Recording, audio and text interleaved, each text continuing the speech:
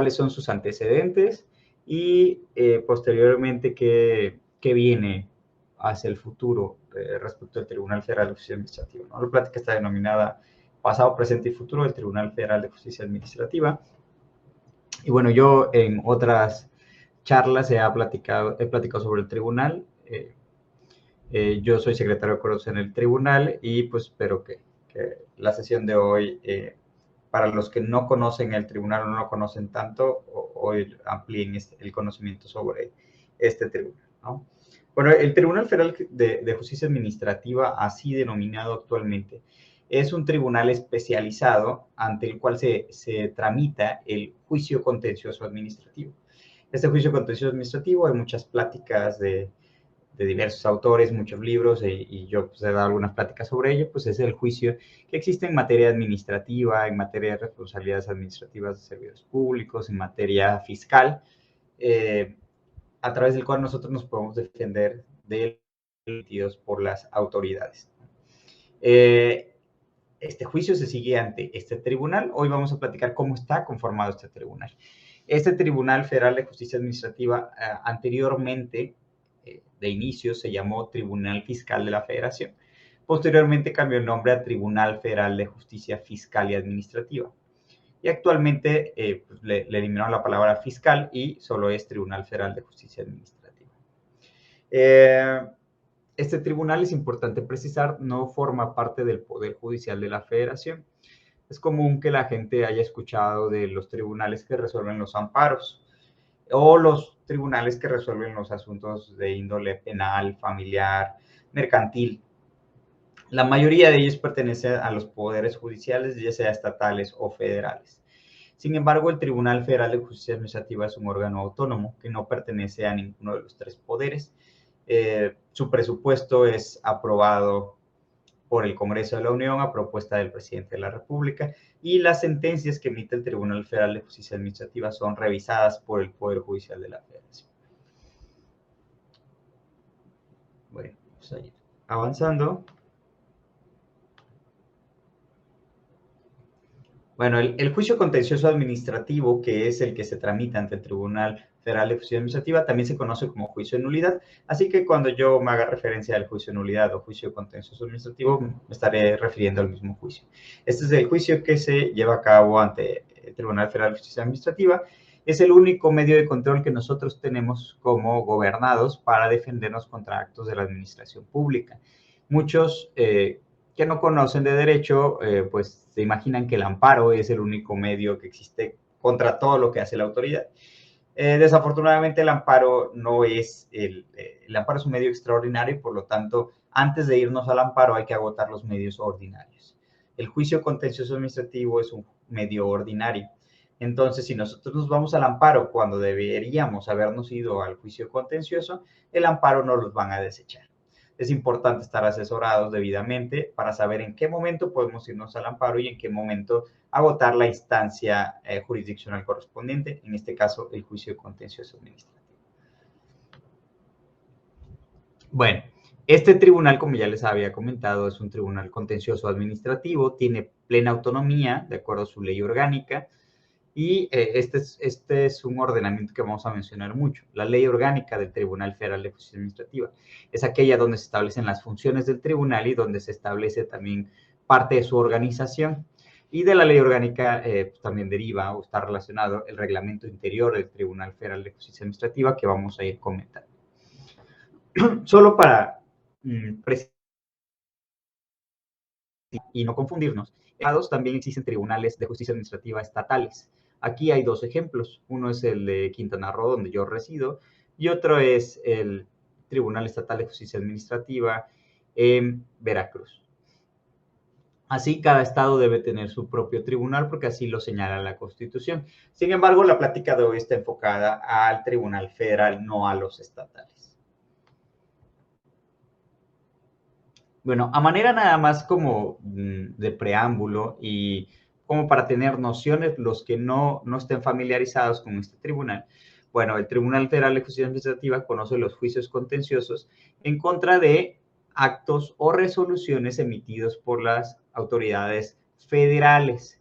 Primero es importante saber si la autoridad es de índole municipal, estatal o federal para delimitar la competencia del tribunal. Este tribunal solo conoce de asuntos federales. Bueno, una vez que sepamos que es emitido por una autoridad federal, tenemos que ver qué tipo de acto o resolución es. El juicio contencioso administrativo solo procede contra actos definitivos. ¿Y qué es un acto definitivo? Pues en términos simples es aquel acto con el que concluyen las facultades o procedimientos de las autoridades. En este caso, por ejemplo, si a ti te emiten un requerimiento no es un acto definitivo y por lo tanto no procedería el juicio contencioso. ¿Y por qué no es un acto definitivo? Porque el requerimiento generalmente es el acto con el que inicia ciertos procedimientos. Sin embargo, si tú cumples el requerimiento, no va a traer ninguna consecuencia y no te va a causar ninguna afectación. Si tú incumples el requerimiento o la autoridad considera que incumples, puede traerte diversas consecuencias como multas, embargos, clausuras y otro tipo de consecuencias en materia fiscal. Estas consecuencias, estos resultados, son las resoluciones que tú vas a poder combatir a través del juicio contencioso administrativo. Entonces, primero, para ir al juicio contencioso administrativo federal, tiene que ser una resolución emitida en materia federal y esta resolución tiene que ser definitiva, ¿no? Que tiene que causar una afectación para que tú puedas acudir al juicio contencioso administrativo. Unos ejemplos de estas resoluciones son las que emite, por ejemplo, Profeco, ¿no? Cuando te realiza algún procedimiento administrativo y te determina alguna multa. O las que te emite el IMSS cuando te requiere alguna información y no cumples, te emite alguna multa. O las que te emite el SAT, el Servicio de Administración Tributaria, cuando revisa tu contabilidad, considera que incumples y te determina impuestos omitidos, ¿no? Como el impuesto sobre la renta. O cuando tú solicitas una devolución de impuestos o de alguna contribución ante el IMSS, ante el SAT, ante el Infonavit y te la niega. En cualquiera de estos casos procedería el juicio contencioso administrativo. Esos son algunos de los ejemplos. Hay muchísimos casos en los cuales procedería el juicio contencioso. Entonces, se tendría que analizar cada caso en concreto. Esto es una especie de introducción para conocer qué es lo que el Tribunal Federal de Justicia Administrativa puede ver, ¿no? ¿Qué tipo de juicios puede conocer? Una vez teniendo este antecedente, esta introducción, podemos hablar un poquito del pasado del Tribunal Federal de Justicia Administrativa. ¿Cuál es su génesis? ¿Cuál es su historia? ¿Cómo nació el tribunal?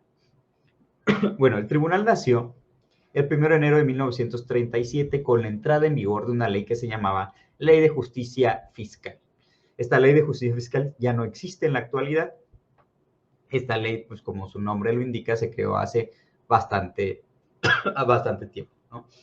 De inicio, el tribunal tenía como nombre Tribunal Fiscal de la Federación. En 1937 nació con ese nombre y después se le fue modificando.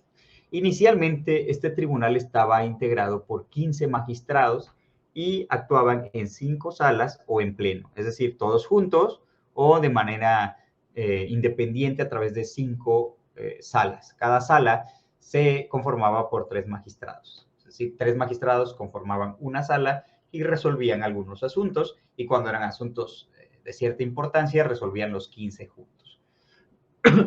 Sin embargo, este tribunal inicialmente, hace 86 años, su competencia estaba limitada solo a la materia fiscal, ¿no? Solo se conocía sobre asuntos fiscales.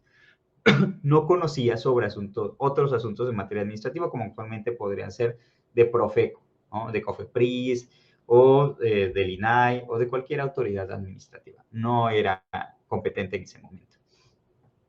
Un año después de que se creó la Ley de Justicia Fiscal, esta ley fue derogada y toda la regulación del juicio contencioso y del Tribunal Federal de Justicia Administrativa se pasó al Código Fiscal de la Federación.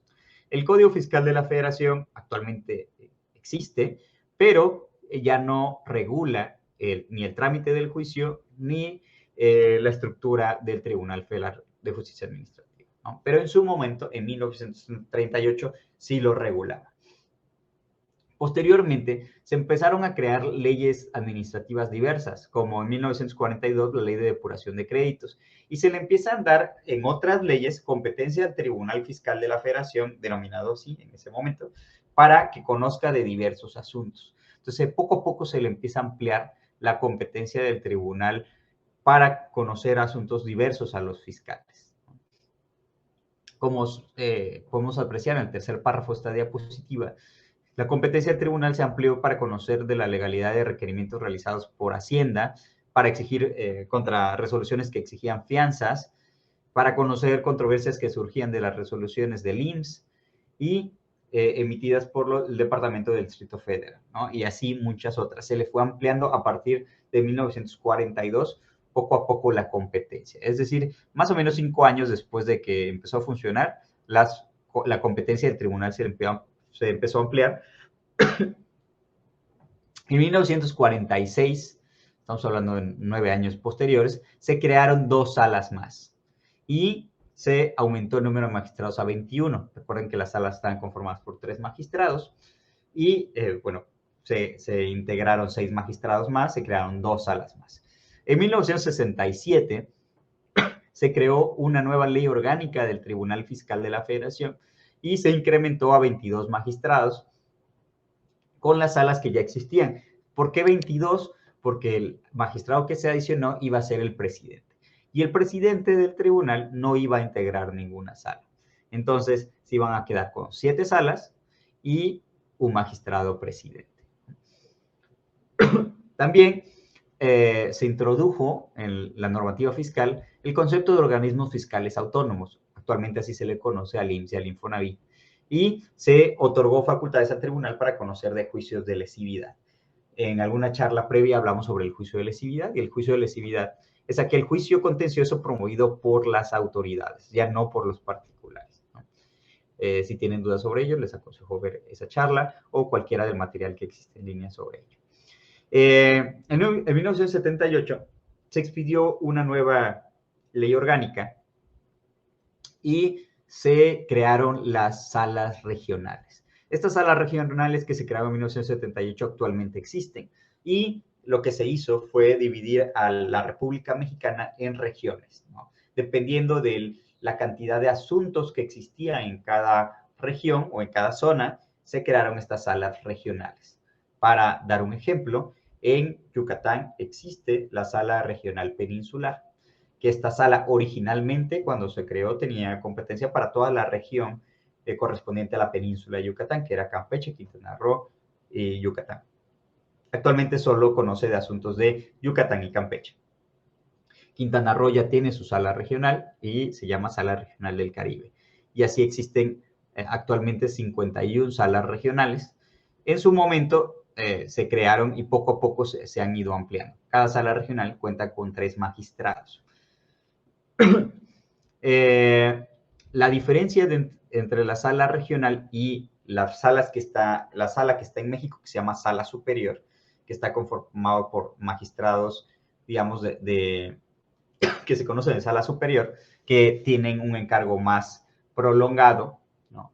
O sea, que están más tiempo en el tribunal, es la cuantía de los asuntos y la característica de los asuntos. Actualmente las salas regionales conocen asuntos hasta de 200 millones de pesos. Si el asunto excede de 200 millones de pesos, ya lo conocería la sala superior. Entonces, retomando y regresando a los antecedentes, en 1978 se creó el recurso de revisión para que las autoridades pudieran defenderse en contra de las sentencias del propio tribunal, y en ese momento el recurso de revisión lo resolvía la sala superior. Actualmente ya no es así. El recurso de revisión lo resuelve el Poder Judicial de la Federación a través de los tribunales colegiados de circuito. En 1983 se crea un nuevo Código Fiscal de la Federación y se le modificaron algunas cuestiones, entre ellas las relativas a la queja, que es un recurso que sirve para hacer valer el cumplimiento de las sentencias. En 1988 se modificó el Código Fiscal y la Ley Orgánica para simplificar pues, la regulación del juicio contencioso y modificar su organización. Con posterioridad se fueron creando más leyes administrativas y otorgando mayor competencia al tribunal, en ese entonces aún llamado Tribunal Fiscal de la Federación. En 1996 entró en vigor la Ley Orgánica del Tribunal Fiscal de la Federación y se creó, no se conformó la sala superior por de 9 a 11 magistrados, fue la modificación que hubo, y se modificó la forma de operar en pleno o en secciones. Actualmente la sala superior funciona en pleno general, en pleno jurisdiccional y en 3 secciones, como vamos a ver más adelante. En el 2000 hubo una reforma que le cambió el nombre al Tribunal Fiscal de la Federación y a partir del 2000 el tribunal se denominó Tribunal Federal de Justicia Fiscal y Administrativa. Que lo hayan escuchado hoy, pues igual les sirva de algo. Y pues, la intención era que se conociera un poco más sobre el tribunal, sobre su historia, sobre el presente del tribunal y sobre lo que viene para el tribunal.